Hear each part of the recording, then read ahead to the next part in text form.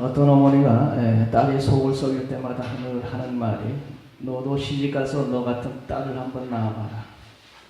그리고 속 좀 썩어봐라. 그러면 이 애미의 마음을 그때 너는 알 수 있을 것이다. 이렇게 늘 얘기를 했다 그래요.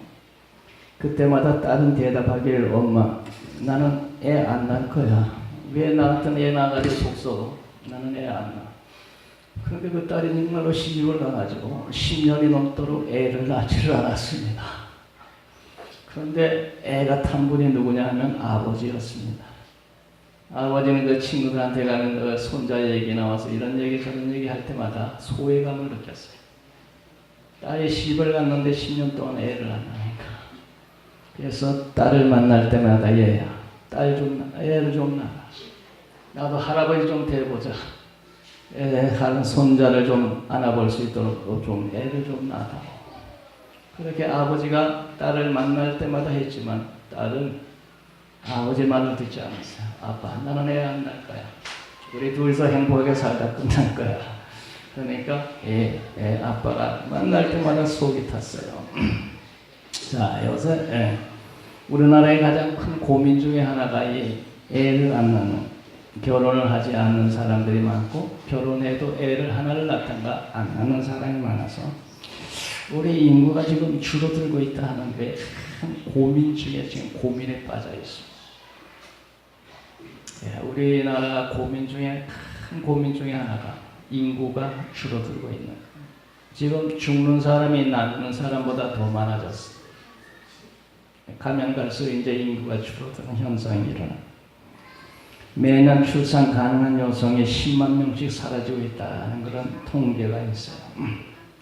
출산할 수 있는 여인이 10만 명씩 줄어들고 있는데 어떻게 애가 늘어나겠어요? 그러니까 고민이 아주 많은 그런 나라가 된 겁니다. 일본에는 고령화된 농촌의 노인들만 있는데 애는 없고 멧돼지만 우글거린다는 그런 기사가 있어요. 노인들만 있는데 멧돼지만 우글거리더라.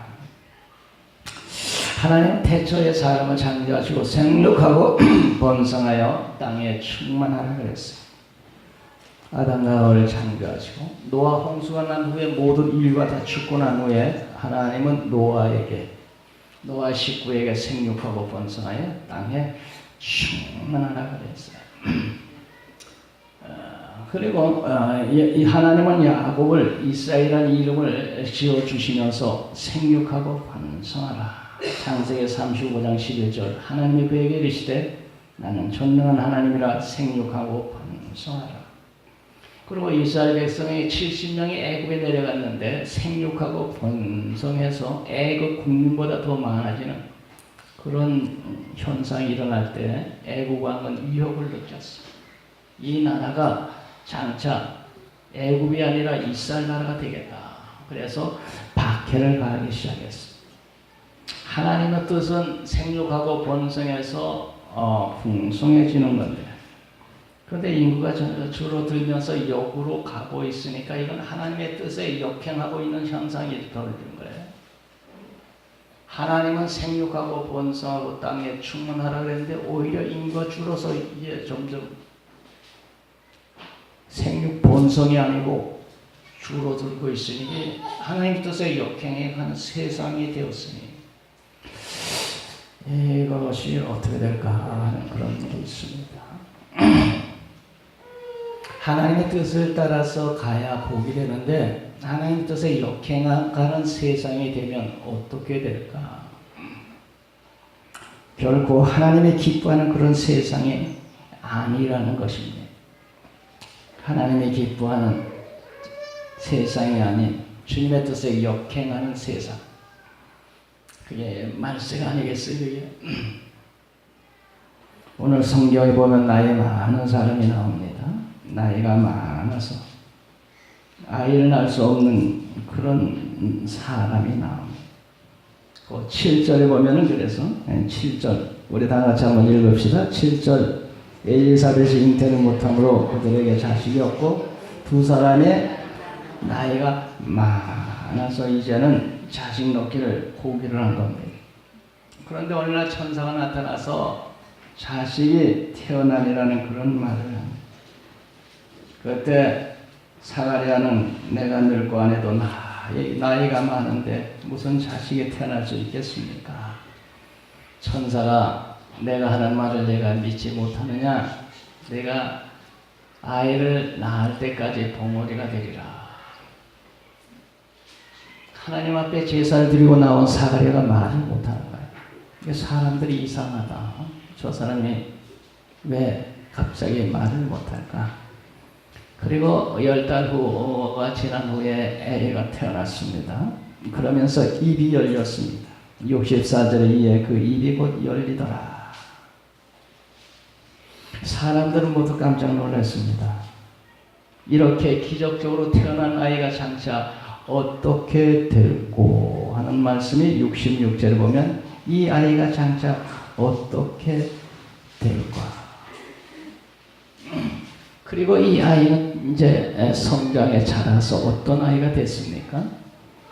이 아이는 마태복음 3장 1절에 보면 외치는 자가 되어서 회개하라 천국이 가까웠다 하면서 수많은 사람을 하나님께로 돌이키는 그런 사람이 되었습니다. 그리고 요단강가에서 수많은 사람들 세례를 줄 때 예수님도 나오셨습니다. 그 예수님에게 세례를 베푸는 아이가 되었습니다. 그러나 헤롯 왕이 동생의 아내를 빼앗아 자기 아내를 취했을 때 그것은 잘못된 일입니다. 식언을 했다가 목에 잘려 죽는 그런 사람이 되었습니다. 이 아이가 장차 어떤 아이가 될까? 예수님은 그 세례 요한을 칭찬하기를 여자가 낳은 아이 중에 가장 큰 사람이다 이렇게 칭찬을 했어요. 여자가 낳은 사람 중에 가장 큰 자로다. 이 세례 요한은 어떻게 이렇게 예수님을 칭찬받는 이런 아이로 태어났을까? 첫째 보면은 이 부모가 하나님을 잘 믿었다 하는 말씀이 거기에 나옵니다.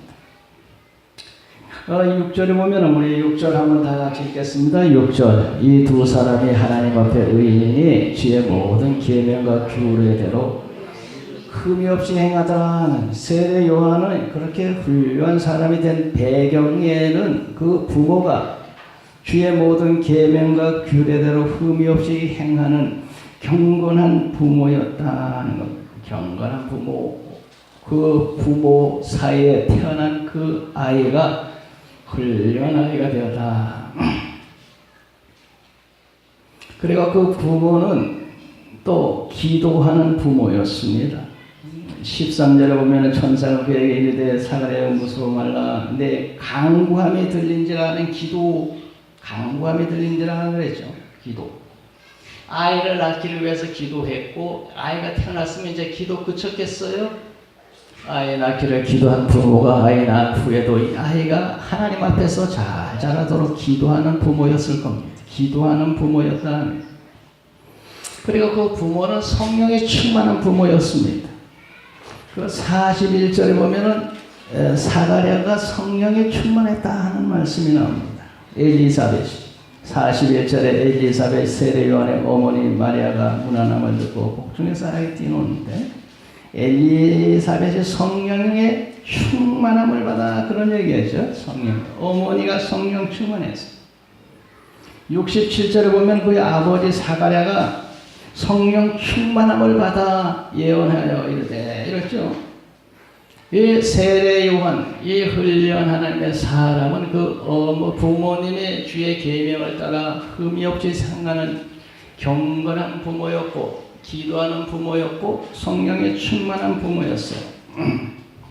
그렇게 그런 가운데 이 아이가 태어나서 하나님의 귀하고 훌륭한 일꾼이 된 것이에요. 오늘 우리 부모님들 기억 잘 하시기 바랍니다. 우리는 어떤 부모입니까? 세례 요한의 부모님은 그런 부모였는데 우리는 어떤 부모들인지 한번 생각을 해보십시오. 그러면 이 세례 요한은 어려서 어떤 아이였느냐? 이 부모님이 성령 충만한 부모님이었는데 이 아이는 복중에서부터 성령이 충만했다. 복중에서부터, 어머니 모태에서부터. 그래서 15절 우리 다 같이 읽읍시다. 15절. 이는 그가 주 앞에 큰 자가 되며 포도주나 독한 술을 마시지 아니하며 모태로부터 성령 충만함을 받아. 부모님의 주의 계명을 따라 사는 사람, 성령 충만한 부모님이었는데 그 아이가 복중에 있을 때부터 성령에 충만했다. 부모가 성령 충만한 가운데 아이를 잉태를 했는데 성령 충만한 부모에게 잉태된 그 아이는 복중에서부터 성령 충만하다고 그러잖아요. 복중에서. 태어나기 전부터 복중에서부터 성령. 부모님이 성령 충만하니까 이 아이는 복중에서부터 성령 충만이야. 그런 아이였어, 이 아이. 그리고 이 세례 요한은 주의 손이 늘 함께하는 아이였어요. 주의 손이 늘 이 아이 위에 함께 하더라. 66절을 다 같이 한번 읽어봅시다. 66절을 듣는 사람이 다 이 말을 마음에 두며 이르되 이 아이가 장차 어찌 될까 하니 이는 주의 손이 주와 항상 함께하더라. 주의 손이 항상 주의 손이 함께했다는 건 하나님이 다 이 아이에 함께했다는 것이죠. 이스라엘 백성에게 낮에는 구름 기둥 밤에는 불 기둥이 저들과 함께하셔서 저들을 지켜 보호하시고 저들의 길을 인도하시더지 세례 요한은 어려서부터 주의 손이 항상 그 위에 함께하셔서 이 아이를 지켜 보호하시고 이 아이의 앞길을 인도하시고 하나님이 함께하는 아이로 자랐다는 것입니다. 하나님의 아이. 그리고 이 아이는 어려서부터 영육이 강건한 아이로 자랐어요. 영육이 강건한 아이로. 우리 80절 마지막 절 한번 보십시다. 80절. 아이가 자라며 심령이 강하여지며 이스라엘이 나타난 날까지 빈들 있습니다. 아이가 자라며 심령이 강하여지며 공동 번역에 보면 아이는 날로 몸과 마음이 굳세게 자랐으며 이 아이는 영육이 강건한 아이로 어려서부터 자랐던 영혼이 잘된 범사 잘되어 강건하다고 이 아이는 영육이 강건한 아이로 잘 자랐어요. 우리 아이들도 영육이 강건한 아이로 모두 잘 자라기 바랍니다. 영육이 강건한 아이로 자랐다. 그리고 이 아이 이렇게 자라서 예수님을 귀하게 여기는 그런 아이가 되었습니다. 이 아이는 그렇게 자라서 우리 예수님을 지극히 귀한 분으로 존귀하게 여기는 그런 아이가 되었습니다. 그래서 그는 사람들에게 말하기를 나는 물로 세례 주지만 내 뒤에 오신 이는 나보다 능력이 많으시는 나는 그의 신을 들 자격도 안 된다. 그는 성령과 능력으로 너에게 세례를 주실 것이요. 나는 내 뒤에 오시는 분 예수님의 신발 될 자격도 안 돼. 우리 예수님은 그렇게 귀하신 분이야. 이 아이가 자라서 예수님을 아주 귀하게 여기는 아이로 자랐다. 그는 흥하여야 됐고 나는 쇠하여야 된다. 우리 아이들이 예수님이 참으로 세례 요한처럼 이렇게 귀한 분이라고 하는 그런 마음을 가지고 자란다면 우리 아이들은 결코 예수님을 떠나지 않을 줄 믿습니다. 예수님을 이렇게 귀하게 여기는 아이가 죄 중에 살지 않을 줄 믿습니다. 세례 요한은 이렇게 자라서 아주 예수님을 귀하게 분으로 여겼어요. 나는 그의 신발들 자격도 안 될 정도로 예수님은 존귀하신 분이다. 우리도 그렇고 우리 아이들도 그렇고 이 세상에서 참 우리 예수님은 존귀한 분이라고 하는 그런 마음을 가지고 산다면 그러면 얼마나 좋겠습니까? 그런 아이가 어떻게 죄 중에 헤매며 살겠습니까? 예수님이 귀한. 그리고 이렇게 자란 이 아이는 많은 사람들을 주 앞에 돌아오게 했습니다. 거기에 16절에 보면 이 아이는 장자 많은 사람을 주 앞에 돌아오게 하리라. 우리 16절 다 같이 읽읍시다. 이스라엘 자손을 주고 그들의 하나님께로 많이 돌아오게 하리라. 그리고 실제로 자란 후에 이 아이는 많은 사람들을 주 앞에 돌이키는 그런 귀한 일을 한 하나님이 기뻐하는 사람이었어요. 많은 사람을 주 앞에 돌아오게 했으니 우리 하나님이 얼마나 기뻐하셨겠어요. 그러니까 이 아이는 자라서 하나님을 기쁘게 하는 그런 아이가 되었다. 오늘 우리들도 이 세례 요한처럼 우리도 마찬가지고 우리 아이들도 예수님과 깊은 관계를 가지고 살도록 우리가 힘써야 되겠습니다. 내가 하나님을 가까이 하는 일에 힘쓰고 우리 아이들도 우리 예수님을 가까이 하도록 힘쓰고 하나님을 가까이 하는 그런 일에 힘쓰자 하는 것입니다.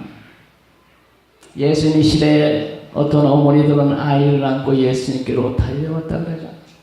그리고 예수님의 이 아이의 축복기도 좀 해주세요. 아이를 데리고 예수님께로 나왔다. 오늘 우리도 예수님을 가까이 하고 또 우리 아이들도 예수님을 가까이 하는 그런 아이가 되도록 우리가 힘써야 되겠습니다. 뿐만 아니라 우리 아이들의 마음속에 하나님의 말씀을 새겨 놓아서 이 말씀이 지워지지 않고 평생 있음으로 말미암아 하나님을 떠날 수 없는 그런 아이가 되도록 우리가 아이들을 가르쳐야 되겠습니다. 말씀이 여기에 새겨지면 지워지지 않고 그러나 어려서 이 아이들의 말씀을 듣도록 하고 우리들의 말씀을 들려주고 마땅히 행할 길을 아이 가르치라. 그리하면 늙어도 떠나지 아니하리라. 김영석 교수의 아름답고 선한 삶을 유하라는 그런 책을 읽는 중에 그런 얘기가 있어요.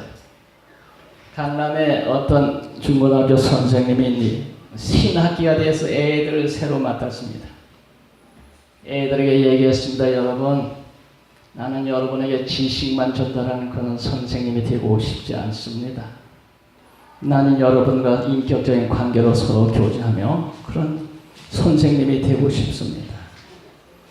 그러기 위해서는 내가 여러분들이 나를 알아야 될 테니까 나에 대해서 잠깐 말씀드립니다. 나는 젊은 날 인생의 고뇌 때문에 죽으려고 자살을 2번 시도했다가 실패한 그런 사람입니다. 인생을 방황하다가 우리 지금 아내를 만나서 아름다운 가정을 이루고 행복하게 살았습니다. 우리 아내는 그리스도인이었는데 나를 만난 후에는 불교인이 됐습니다. 그런데 이 아내하고 행복하게 살 때에 갑자기 몸이 아파오기 시작했습니다. 그래서 병원에 가서 진단해보니 이것은 불치병입니다. 고칠 수 없습니다. 사망 선고를 받았습니다.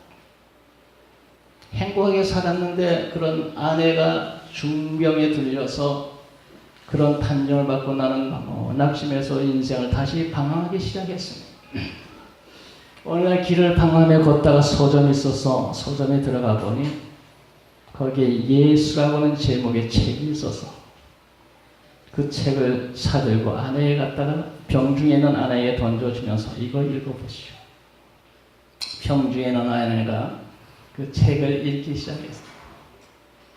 그 책을 다 읽은 후에 여보, 나 다시 교회 나가면 안 될까? 이제 죽게 생겼는데 되고 안 되고 어디 있겠어? 당신 원하는 대로 하시.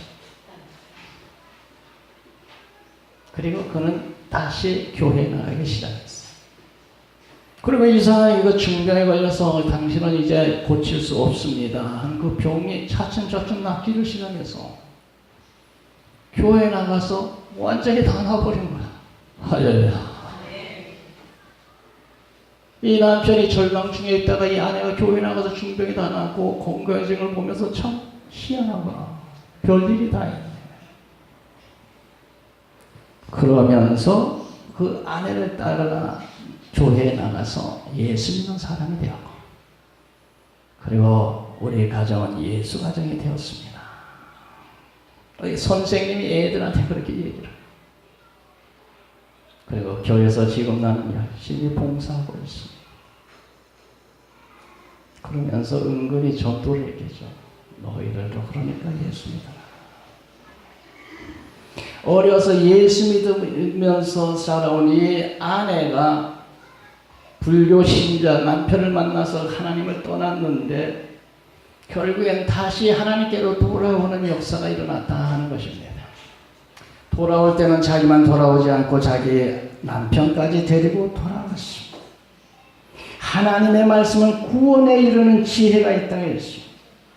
우리의 자녀들에게 구원에 이르는 지혜의 이 말씀을 우리 아이들 마음속에 이 하나님의 말씀을 새겨놓으면 아이들이 잠깐 세상에 방황할 때가 있다 하더라도 마음에 새겨진 구원의 말씀에 붙잡혀서 결국에는 주님께 돌아오는 날이 있을 줄 믿습니다. 그렇기 때문에 우리 아이들에게 구원에 이르는 이 말씀을 새겨놓았습니다. 하나님을 떠날 수 없도록 묶어놓자. 부모인 우리가 먼저 하나님을 믿는 본을 보이고 아이들 마음속에 하나님의 말씀을 새겨놓고 평생 하나님께 사로잡혀 사는 아이가 되도록 우리들이 힘써야 되겠습니다. 그러면 우리 아이들이 잠깐 방황하다가도 결국엔 주님 품에 돌아오고 하나님의 사람으로 믿음의 사람으로 천국의 아들로 살아가게 될 줄로 믿습니다.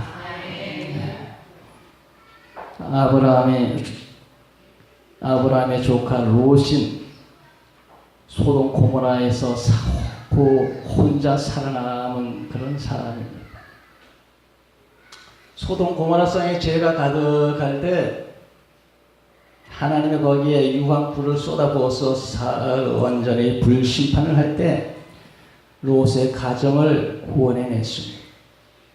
그런데 성경에는 롯이 믿음이 좋아서 건져낸 게 아니고 그의 삼촌 아브라함을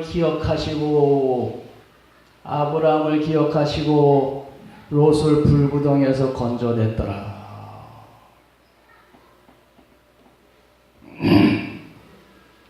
창세기 19장 29절에 하나님이 그지에게 성을 멸하실 때 곧 롯이 거주하는 성을 엎으실 때에 하나님이 아브라함을 생각하사 롯을 그 엎으시는 중에서 보내셨더라.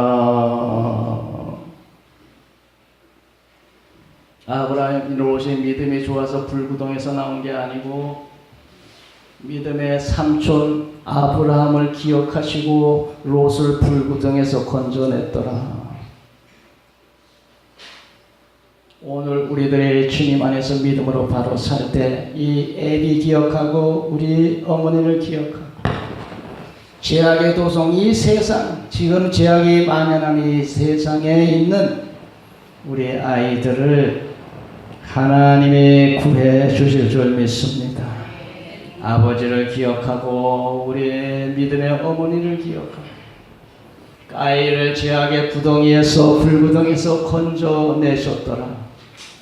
이런 은혜와 축복이 모두에게 있기를 바랍니다. 뿐만 아니라 우리는 모두 하나님 앞에서 자녀입니다. 하나님 앞에서 우리는 하나님을 아버지라고 부르는 하나님의 자녀들입니다. 하나님이 기뻐하시는 그런 자녀들이 다 되십시다.